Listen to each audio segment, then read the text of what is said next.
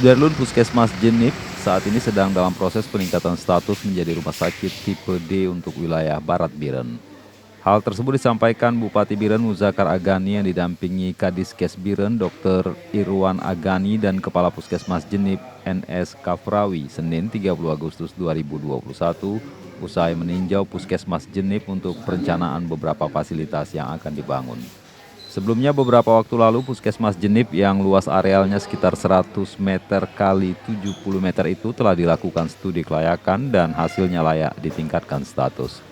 Kepala Puskesmas Jenip NS Kafrawi kepada serambinews.com mengatakan saat ini Puskesmas Jenip melayani warga dari 43 desa, terdapat 3 orang dokter, 57 tenaga medis, PNS, ditambah 73 tenaga medis non-PNS.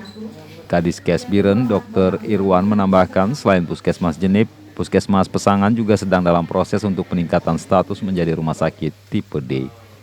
Berbagai persyaratan sedang dilengkapi dan akan diajukan untuk peningkatan status menjadi rumah sakit tipe D di wilayah Timur Biren.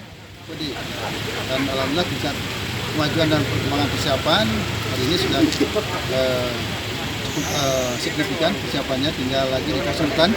Hasil konsultan nanti rumah sakit selesai, nanti kita di Kabupaten akan melakukan izin personalnya. Dalam tahun ini bisa melakukan izinnya. Dari Biren Yusmandin Idris, Serambion TV.